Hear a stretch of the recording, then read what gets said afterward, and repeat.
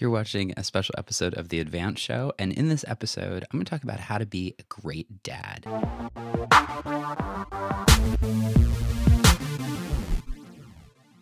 And in this episode, we're trying something a little bit new. We're trying to go more towards podcasting, realizing that a lot of guys that watch the show are traveling a lot.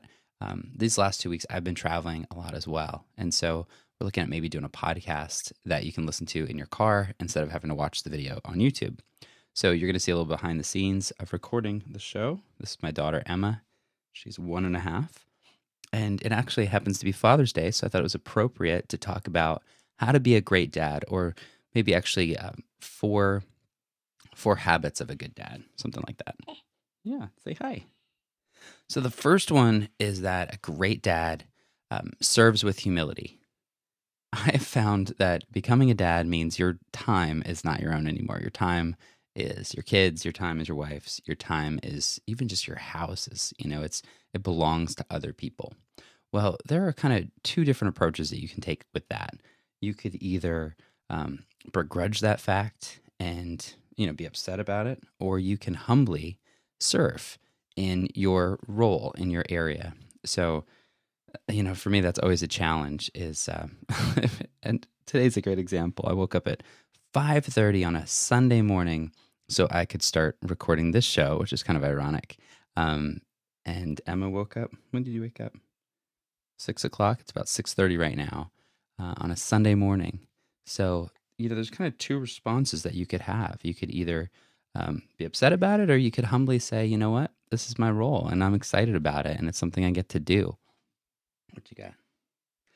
So serves with humility. Let's talk about some other areas. So, mowing the lawn. I hate to mow the lawn. I really do. It's not something I enjoy doing.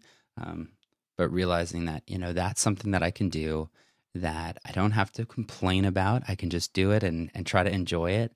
And really, by serving with humility, by doing that in a way that's not saying, why don't we get somebody else to mow the lawn for us? But, just doing it ourselves. I can show that really good example to my son and to my daughter and even to my neighbors. Hey, you want to see outside? There we go. Okay. The second, you want to say something? Talk right here.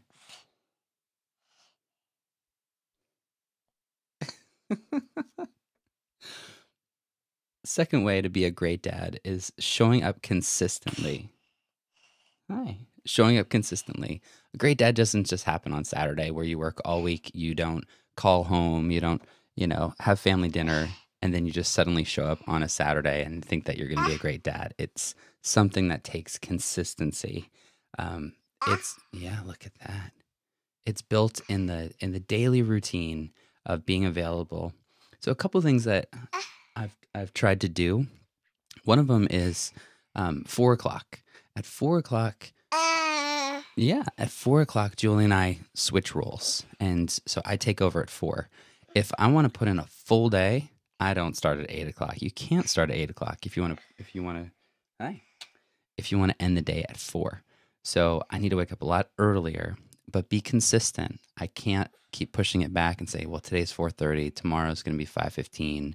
I'm going to get home after 7. You've got to be consistent in the way that you show up. So show up physically, but then also show up, emotionally, relationally. You've got to be consistent. Really important. Third one is that you have to love completely. Listen, your family is your family. I heard a preacher a long time ago say that your wife is your SOB. And I was like, your SOB? What does that mean? Good grief. And he said, shock value. And he said, your wife is your standard of beauty, SOB. And that's your wife, So stop playing around online. Stop looking at magazines or whatever you're doing. Love your wife. Your kids are your kids. If you have some vision for what you want your kids to be and they're not, you got to get over it and you got to move on. You have to love. Oh, what do you see? A birdie. Yeah, there it is. You have to love the kids that you have, the wife that you're married to, and love them completely. For me, I've realized that my words are really important, And so I need to talk a lot about what I love about my wife, what I love about my kids, what I think they're doing well, and do it in a consistent way. And the fourth one is to share the vision. You, as the husband, as the father, have a unique opportunity, to share the vision for your family. And the phrase I love there is a vision of a preferred future. Where do you want your kids to be? Where do you want to be as a family? Say hi. Where do you want to be as a family? And one thing that we've started saying is in the Dixon family.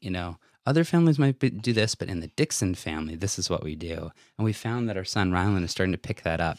So when a kid asks him, the other day, wanted to watch a SpongeBob, and he said, "We don't watch that in the Dixon family." And that's just a way to let them know, here's what's important to us as a family by sharing that vision. You really need to decide what that vision is and be real clear in explaining it to your kids and sharing it consistently. Yeah. You want your kids to go to college or whatever it is. Church is important. So we're going to be there at this time every Sunday and be real consistent about it. And you'll see that'll make a big difference. Yeah. So thanks for watching / listening to this first kind of different episode of the Advanced Show, How to Be a Great Dad. I would love to hear your feedback, see what you thought about it. Obviously, got some work to do, but thanks for watching. And I look forward to speaking with you in the next episode. See ya.